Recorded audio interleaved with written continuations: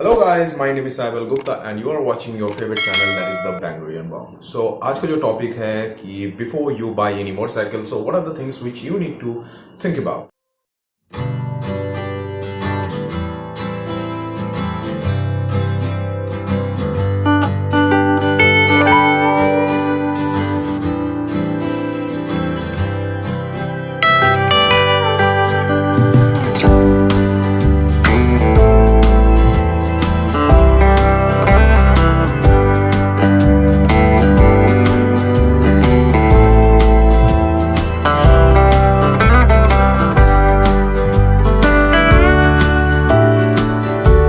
All about that what are the things before you buy any motorcycle. Okay, तो आज का जो topic है, अचानक से ये टॉपिक क्यों? तो आज से कुछ महीने पहले, ठीक है, मेरे दोस्त लिए थे वो R15 version 3. Okay, and after keeping that motorcycle for 9 months he sold that motorcycle and bought this MT-15. Okay, so I don't have any complaint, okay, about R15. R15 is having a phenomenal engine, but ऐसा क्या हो गया उसके साथ कि उसको R15 को बेचना पड़ा 9 मंथ के अंदर एंड उन्होंने लिया MT-15. ओके, और अगर आप देखोगे दोनों मोटरसाइकिल का उसका सेम इंजन है, बट उसका एक ही डिफरेंस है, R15 को थोड़ा लीन होके चलाना पड़ता है और MT-15 जो है वो थोड़ा अपराइट है. तो यही जो है उसका डिफरेंस, और कुछ ऐसा सच डिफरेंस नहीं है. और ऑब्वियसली अगर उसको लीन होके चलाना पड़ रहा है तो ऑब्वियसली होगा वो स्पोर्ट्स मोटरसाइकिल, एंड ये वाला है होगा थोड़ा upright street naked motorcycle. I am keep on telling you that R15 is not a bad motorcycle. It's very good. I have personally ridden that motorcycle before, and R15 बहुत ही अच्छा motorcycle. And gradually R15 जिस तरह से develop किया, आपका version 1 देख लो, version 2 देख लो, then version 3, and maybe later on जो मोटरसाइकिल आएंगे R15 के, जो version 4, version 5, so obviously that will also be a remarkable motorcycle in future. तो ऐसा क्या हो गया उसके साथ कि वो मोटरसाइकिल को बेचना पड़ा उसको 9 मंथ के अंदर, एंड वो सेम डिस्प्लेसमेंट वाला मोटरसाइकिल लिया जो है MT-15. तो आज वो उसी को बारे में हम डिस्कस करेंगे, और उसका जो 4 मैं वैल्यूएबल पॉइंट मैंने डिस्कस करने वाला हूँ before you buy any motorcycle. So 1 is the purpose, now 2nd is the budget, and 3rd is self service, and the 4th is the riding. Okay, so ये 4 जो है मेन पिलर है before you buy any motorcycle, which I personally follow as well. Okay, हालांकि ये जो है experience जो हुआ है मुझे, वो मेरा पर्सनल लेवल पे भी हुआ है. I will come to that point, okay, obviously while I was discussing the points in more detailed. Okay, तो द पर्पस, आपको अगर कोई भी मोटरसाइकिल लेना चाहते हो तो आप अगर देखो कि आप किस पर्पस से ले रहे हो. अगर आप कोई डेली कम्यूटर हो, अगर आपको आपका व्हीकल ऐसे एक जगह में आप यूज हो रहा है जहां पर आपको रन बहुत है, ठीक है, तो आपके लिए ऐसा एक मोटरसाइकिल जो ज़्यादा तेल पीती है, जैसे फॉर एग्जांपल हुआ बुलेट हुआ या मे बी डोमिनर हुआ, ये मोटरसाइकिल उतना हेल्पफुल नहीं होगा, क्योंकि आपको चाहिए एक माइलेज ओरिएंटेड मोटरसाइकिल. ओके, क्योंकि आपको ज़्यादा ट्रैवल करना पड़ता है, ठीक है, विद इन द सिटी हुआ जो भी है. जैसे मैंने देखा हूँ कि बहुत सारे जो मेडिकल रिप्रेजेंटेटिव है, जो मे बी जो लोग मार्केटिंग करते हैं, तो उन लोगों को क्या होता है कि within the city they have to travel a lot. Okay, so in this situation I will suggest them to take a plain commuter motorcycle. Okay, क्योंकि अभी जो है तेल का जो प्राइस है बहुत जगह में है जो 100 के ऊपर चला गया है, ठीक है. तो इसीलिए मैं बोल रहा हूँ कि अगर ये सब मोटरसाइकिल लेंगे तो वो होगा एक बजट ओरिएंटेड मोटरसाइकिल, जो आपके जेब के ऊपर थोड़ा भारी नहीं होगा. Those who are willing to do the trips, occasionally the long highway tours and all that, तो उन लोगों के लिए अभी मार्केट में बहुत सारे ऑप्शंस है. So for example you can take Dominar 400, Dominar 250. आप रॉयल एनफील्ड्स का मैक्सिमम मोटरसाइकिल ले सकते हो अपार्ट फ्रॉम कॉन्टिनेंटल GT 650. तो ये है टूरिंग मोटरसाइकिल. आप ऑफ रोड ज़्यादा करते हो तो आप ले सकते हो हीरो एक्सपल्स, ओके, 200. आप हिमालयन ले सकते हो या एडवेंचर KTM 390 या 250 ले सकते हो. तो ये सारा मॉडल है आपके हाथ में अभी. तो ये जो है एक बाइक का पर्पस। तो आप before you pick any motorcycle, so you need to think that for what purpose you are going to buy that motorcycle, okay, how you will gonna use it, okay, is it for your daily to daily usages, or maybe you are using it for long tours, or you are using it in off-roading purposes, or if you are just taking it for Sunday rides, okay. So you need to choose before you buy that motorcycle. Now the second point, which is also a vital point, that is budget. So before you buy any bike, so obviously I will feel as an Indian, so that obviously you will think about the budget. आप budget fix करते हो जहां पर आपको देखना चाहिए कि कौन सा मोटरसाइकिल है जो आप अफोर्ड कर सकते हो, ठीक है, ऑब्वियसली। और स्पेशली इंडिया में दो तरीके से ये मोटरसाइकिल खरीदा जाता है। एक होता है कि EMI, and the second thing is the cash, okay, और फुल पेमेंट। तो जो EMI है उसके बारे में हम बाद में बात करते हैं, और जो दूसरी पॉइंट है जो है कैश और मे बी फुल पेमेंट, तो ये बहुत ही कम होता है, बहुत ही रेयर होता है। लगभग if I am not wrong 5 to 10% of the people those who are buying motorcycle in full cash, और let's say one shot payment, okay. तो ऐसा सच बहुत कम होता है जहां पर लोग EMI पे नहीं लेते हैं, ऐसा बहुत कम होते हैं। यस, पहली बात तो ये मैं ये बोलूँगा कि अगर आप कोई भी मोटरसाइकिल ले रहे हो तो आप एक बजट को फिक्स कर रहे हो, तो उस हिसाब से you should have to plan, okay. एक प्रॉपर इन्वेस्टमेंट कर सकते हो अगर आप चाहते हो तो। अगर आप अगर जॉब करते हो तो एक प्लान बना लो कि हाँ अगले 2 साल में मैं इतना पैसा मैं इसको जमा करके रखूंगा to get that motorcycle, okay. Exactly that things happen with me while buying the Dominar.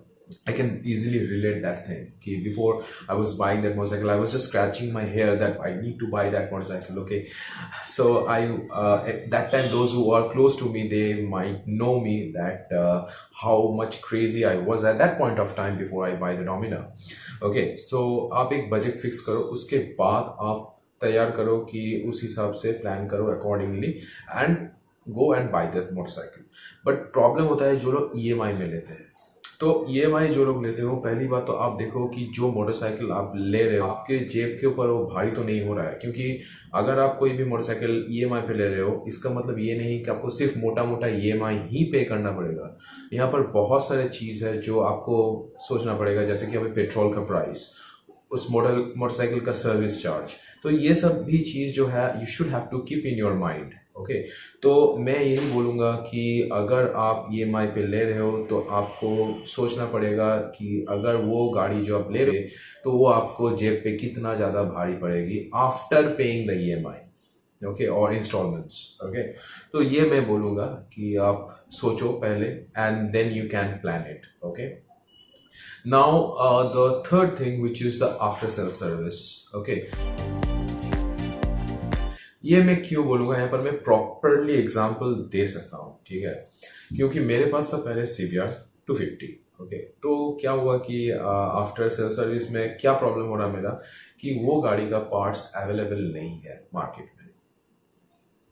I don't have any complaint about Honda. I don't have any complaint about CBR because I love CBR. You can see that.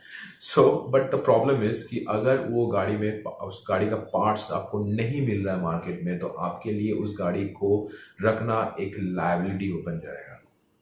समझ रहे हो? अगर आप उस गाड़ी को आप showroom में दोगे या कहीं पर भी दोगे तो उसको उस शोरूम वाले को पार्ट्स मंगवाना पड़ेगा, ठीक है, कहीं से भी, ओके। तो उसके लिए भी प्रॉब्लम होगा, शोरूम वाले के लिए भी प्रॉब्लम होगा, and as well as the customer के लिए भी।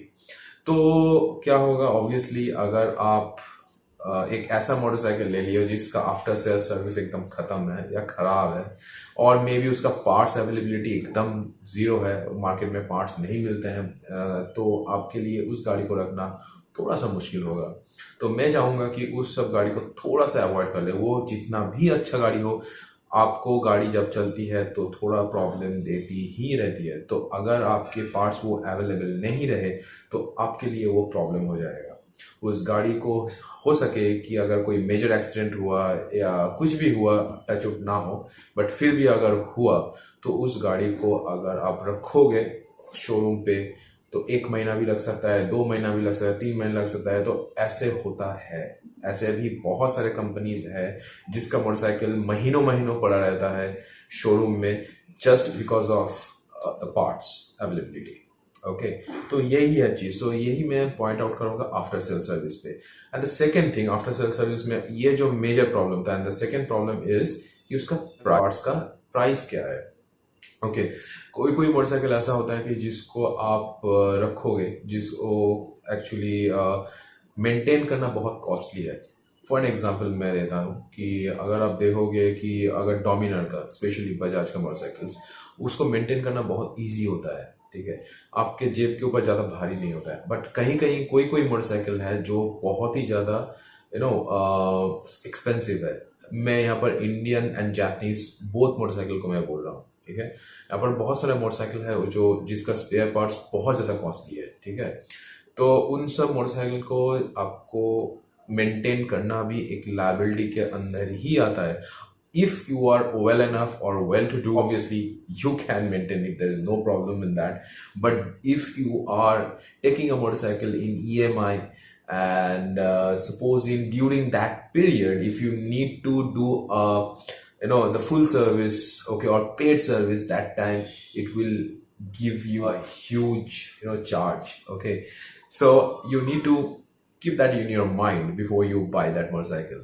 एंड अगर तो ये तो मैं यही बोलूँगा कि अगर आप एक कोई भी मोटरसाइकिल ले रहे हो तो आप दोनों ये चीज़ हमेशा सोचना कि अगर आफ्टर सेल सर्विस उसका कैसा है, और अगर आफ्टर सेल सर्विस के अंदर आता है कि उसका प्राइस भी कैसा है। और प्राइस, ये जो है प्राइस वाला मामला, आप इसको आफ्टर सेल सर्विस में मैं इसको क्यों रखा हूँ, क्योंकि प्राइस, वो जो पार्ट्स जो चेंजिंग होते हैं वो होता है आफ्टर सेल्स में ही होता है। इसको हम बजट में भी रख सकते थे, बट फिर भी मैंने इसको आफ्टर सेल्स में भी रखा इस पॉइंट को। And the last point is that riding, and which is also a important thing. जो एग्जांपल दिया था जो पहली वाला केस में, कि मेरा दोस्त ने लिया था R15 and after 9 months he sold that motorcycle and by MT-15। तो क्या हुआ था एग्जैक्टली उसके साथ? तो ये हुआ ये था कि वो बंदे ने उसका एक स्पोर्ट्स बाइक लेने का जुनून सवार था। हालांकि उसके पास पहले था FZ 150। ओके, तो उसको जो स्पोर्ट्स वाला मोटरसाइकिल बड़ा फैसिनेट करता था। तो I was telling him that please ride my CBR, okay, because obviously you don't have any experience riding a sports motorcycle. मैं यही बोलूंगा तुझे कि तू मेरा एक बार CBR चला के देख ले कैसा लग रहा है। If you are think that it's okay, it fits for you, then go with R15. So he didn't listen to me. Okay, so what will happen after after 9 months he sold that motorcycle and buy MT-15, and that too also in EMI.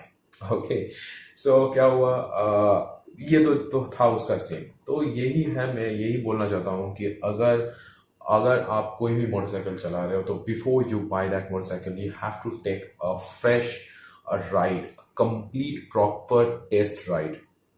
अगर आपको 1% भी doubt हो इस गाड़ी के ऊपर after riding this motorcycle, आप जितना भी आपका बड़ा ड्रीम हो उस मोटरसाइकिल को लेने का, तो आप please keep that motorcycle, because you have to keep that motorcycle at least for 1.5 year, 2 year or maybe 3 years. Okay, तो अगर आप कोई भी मोटरसाइकिल ले रहे हो तो अगर आपके मन में 1% भी डाउट रहे, या आप अगर 1% भी लगे कि आप उस गाड़ी को चलाने में कंफर्टेबल नहीं हो, तो उस गाड़ी को स्किप कर दो।